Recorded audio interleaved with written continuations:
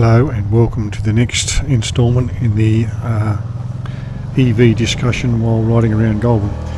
In the last discussion I talked about some factors that were limiting the uptake of electric vehicles in Australia, and I referred to price and range as being two of those factors, and I thought I'd explain those two in a little bit more detail in this video.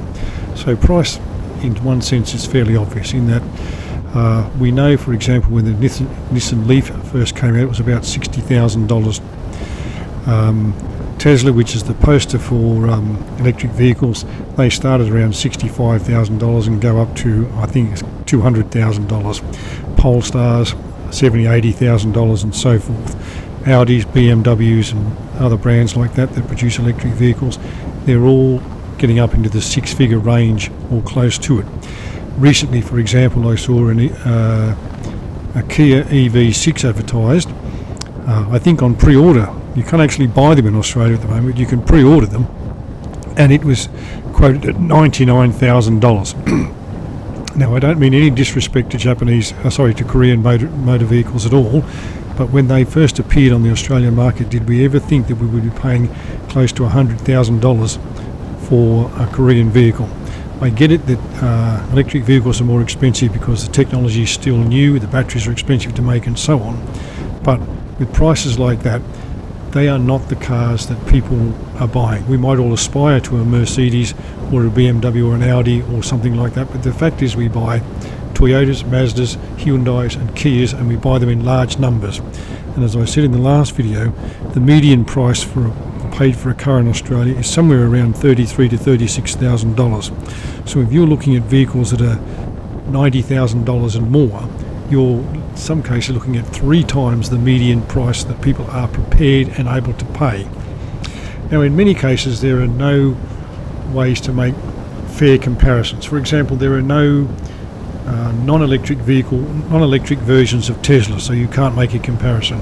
There are no non-electric versions of Polestars or non-electric versions of the Nissan Leaf. But some manufacturers, for example Hyundai and MG, make electric and non-electric vehicles that are similarly spec'd in every way except for whatever it is that propels them. The Hyundai Ioniq, which I think is now in the Ioniq 6, and the Kona come as both electric and non-electric vehicles. And the difference between the electric version and the non-electric version can be anywhere between $20,000 and $25,000. Now, as I said, I accept that the technology that's needed to build electric cars is more expensive, and that's why you pay the premium price. The same is also true with MG, in that the MG ZX is about $24,000, and the MG ZX EV, I beg your pardon, is about $45,000. So there the difference is about, and that's for the lowest spec battery version. So again, there the difference is $20,000. Now, I don't think there's anybody who doesn't buy a car who doesn't have price in mind, but if you're prepared to say that $20,000 to $25,000 doesn't make a difference to me, I still want to buy an electric vehicle, good on you.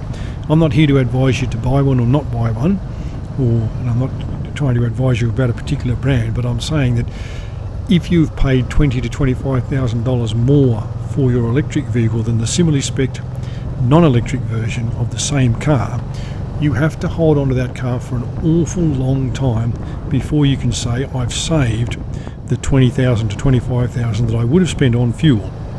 Remember, when you buy that vehicle, you are paying double the GST because you're paying almost double the price. $24,000, for example, for the MG, $45,000 for the electric version. You're paying more in insurance because the car costs more to insure, and because electric vehicles are more likely to be written off because of concerns about the integrity of the battery if they're damaged. So you're paying more in insurance.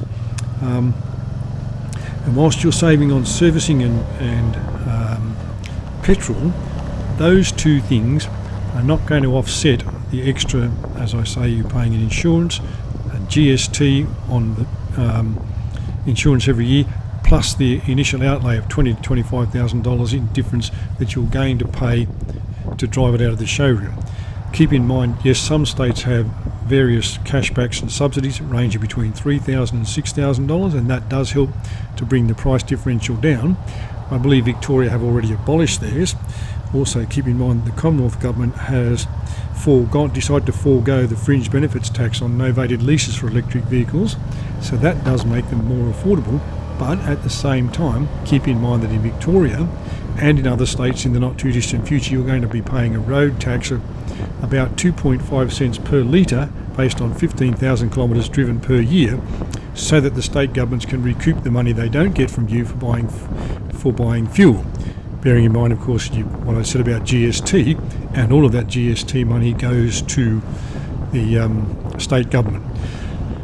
So keeping that in mind, if you've made the decision to buy an electric vehicle, you've said, well, I'm prepared to pay the $20,000 to $25,000 extra. I understand that a distance driven tax will be coming in. I understand the rebates that exist may not exist forever. I'm still prepared to make that difference. Then good luck to you. That's the right thing for you. If that's the right thing for you and the right thing for your finances and so on, go right ahead. But as I say, you need to keep these issues in terms of how much it's going to cost you, how much extra it's going to cost you to buy the vehicle in the first place, and how long you're going to have to hold on to it before you actually say, well, I've saved the money in terms of petrol that I haven't bought, in terms of services that I haven't had to have on my vehicle. Now, I don't have enough time here to really talk about range, so I'm going to make that the subject of the next video, but it is an important issue as well. So thank you for watching. I hope you've enjoyed my talk here. For the rest of the video, just enjoy the scenery, and in the next video then I'll be talking about range and how it's measured and explaining it in a little bit more detail, and that may help you to make a decision about which car it is that you want to buy.